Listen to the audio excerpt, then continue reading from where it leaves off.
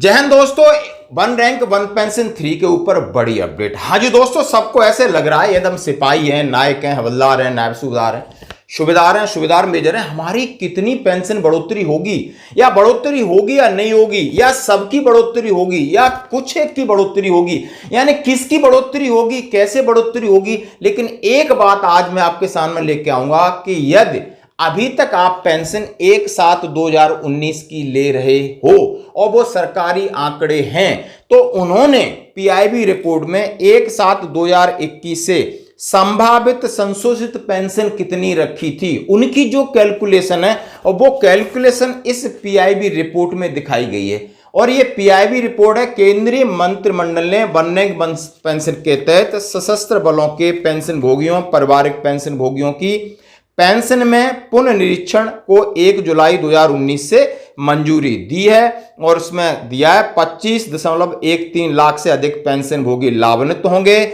और 23,638 करोड़ रुपए का भुगतान किया जाएगा। और जैसे कि उन्होंने इसके ऊपर कहानी लिखने के बाद एक टेबल है जो आपके सामने मैं रखूंगा, बोर्ड पे आराम से समझाऊंगा आखिर मैं क्यों बोल रहा हूं कि आप जो आरओपी 3 का प्रेडिक्शन टेबल चल रही है उससे क्या लग रहा है कि कितना फायदा होगा। आइए तो चलते हैं, बोर्ड के ऊपर चलते हैं। सीधा सीधा मैं आपको बात करूंगा कि सिपाही, नायक, हवलदार, नायब सूबेदार, सूबेदार, अब आरओपी 3 में कितने परसेंट बढ़ेगी हमारी पेंशन, बिल्कुल तथ्यों के साथ। बिल्कुल बेस ईयर 2023 लागू है 1/7/2024, जो कि टाइम हमारा एक्सपायर्ड हो गया है। जब भी मिलेगी आपको एरियर के साथ मिलेगा, क्लियर है जो इसकी पॉलिसी है। अब एरियर बहुत कम मिलेगा।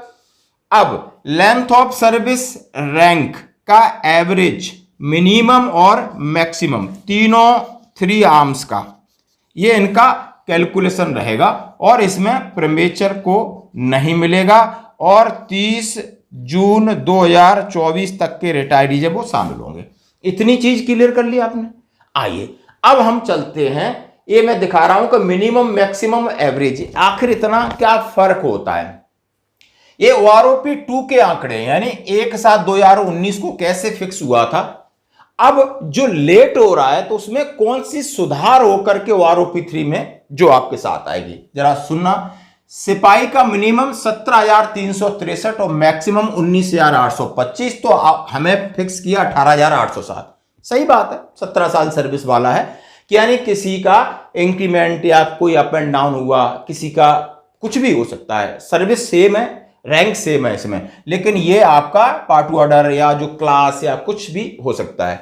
चलो 18,807 बना दिया। नायक का 19,290, 22,238 को 21,244, यदि आप नायक हैं 20 साल सर्विस है आप उसका बना दिया।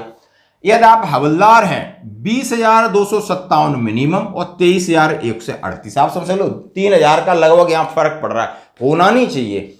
अब ये हो कैसे रहा है, जितने डाउन फिगर हैं ये आपको आर्मी के मिलेंगे और जितने मैक्सिमम फिगर हैं ये आपको लगभग एयरफोर्स और नेवी के मिलेंगे। मैं कह रहा हूं, मैं इसका आपको प्रूफ दिखाऊंगा, बहुत आराम से दिखाऊंगा।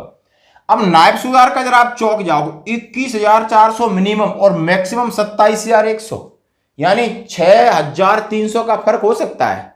यार भाई सर्विस कर रहे हो, सेम रैंक का है, सेम लेंथ है, इतना बड़ा फर्क कैसे हो सकता है, इतना बड़ा फर्क कैसे हो सकता है, जबकि आप समझ रहे हो कि मान लो कोई एक आध इंक्रीमेंट का फर्क हो सकता है, एक दिन कोई 1 साल पहले बना, 2 बना, लगभग आर्मी में इसी तरीके से, लेकिन उन्होंने फर्क निकाला और इसको उन्होंने एवरेज किया 24,825 जैसा कि है।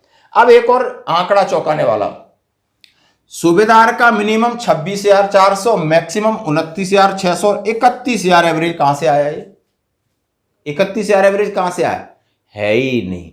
इसी तरह लेफ्टिनेंट का और कैप्टन का 35,800 है, नो मिनिमम, और 38,300 है, और इसको आपने 42 और 41,000 और 43 पे फिक्स किया। कहां से आंकड़े लाए आप, है जब कोई जवाब नहीं है। चलो एक अच्छी बात, अब मैं 2021 का जिक्र करूंगा और 2024 का जिक्र करूंगा जो कि आरओपी 3 में प्रेडिक्शन है। अब 21 का जिक्र आप बोलोगे आप कहां से लेके आए, तो ये पीआईबी रिपोर्ट है, सरकारी है, प्रेस इंफॉर्मेशन ब्यूरो, और निकला हुआ 23 दिसंबर 2022 8:32 पर दिल्ली से निकला हुआ ये लेटर है। सरकारी है, बिल्कुल प्राइवेट नहीं है। अब इसमें आप पढ़ रहे हो ये फिगर, ये मैं इसलिए दिखा रहा हूं कि आप सोचो कहां से लाए। ये फिगर आप देखिए, ये लेटर आप देखिए। अब आइए, अब ये 1/7/2021 को आपको बना रहे हैं कितना, 20,394 बना रहे हैं 21 को, और आप जो प्रेडिक्शन कर रहे हो 20,450, लगभग बराबर कर रहे हो। तो 21 से 22 से 23 2 साल का फर्क बढ़ना चाहिए, क्योंकि उनकी जो तरीका है पीसीडीए का, उन्होंने ये लिख के दिया है कि 1 जुलाई 2021 को आपकी इतनी होगी। इस हिसाब से जो उन्होंने फॉर्मेट और जो उन्होंने फिगर वर्कआउट किए, तो फिर ये ज्यादा होना चाहिए 2024 में। आप एग्री कर रहे हैं कि नहीं कर रहे हैं? जो ये प्रेडिक्शन है और ये पक्के फिगर उन्होंने दिया है जो रिपोर्ट कर रहे हैं। नायक का 21,930 और 21,244 डाला है, तो 2 साल में 21,930 क्यों, और ये 23,925 बढ़ा रहे हैं, तो ये लग रहा है ये फिगर सही लग रहा है और इसमें गुंजाइश है।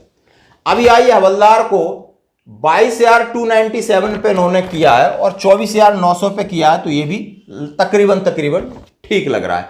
अब नायब सूबेदार पे आइए, अब ये 24,825 और 21 में उन्होंने 27,597 पर रखा है ये फिगर, तो 27,000 से तो फिर क्यों नहीं बढ़ा 2 साल में, इसमें क्यों नहीं बढ़ोतरी हुई?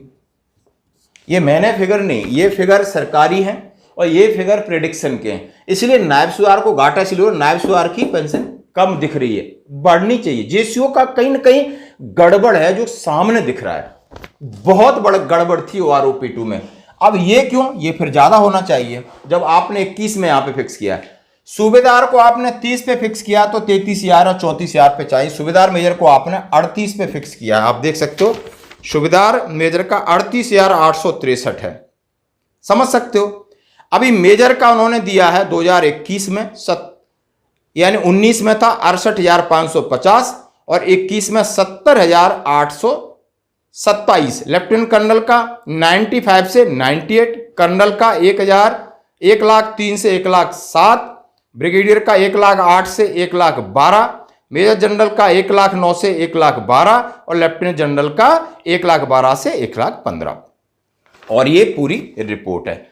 अब आप समझ रहे हो कि ये फिगर है, तो ये यहां तक उनके कंप्यूटर, उनके सॉफ्टवेयर की ये सारी चीजें हैं और हम ये वर्कआउट कर रहे हैं। तो हम ऐसा उम्मीद कर रहे हैं कि जो 3 तारीख को OROP3 पर जो टेबल उन्होंने टेंटेटिव फिगर है, उनमें बहुत सारे सवाल उठे और उनका सुधार हो रहा है। अब ये सुधार और सरकार सोच करके इसको, इस टेबल को जारी करेगी और तब पता चलेगा आखिर ऊंट किस करवट बैठा है। क्योंकि मैं ये आज मान के चल रहा हूं कि इस बार 2023-24 में जेसीओ की पेंशन बहुत कम आ रही है। जितने जेसीओ आ रहे हैं उनकी पेंशन लगभग 27-28 हजार आ रही है, एक नहीं, मैं आपको 30-35 हजार का डाटा एक अगले वीडियो में दिखाऊंगा। धन्यवाद।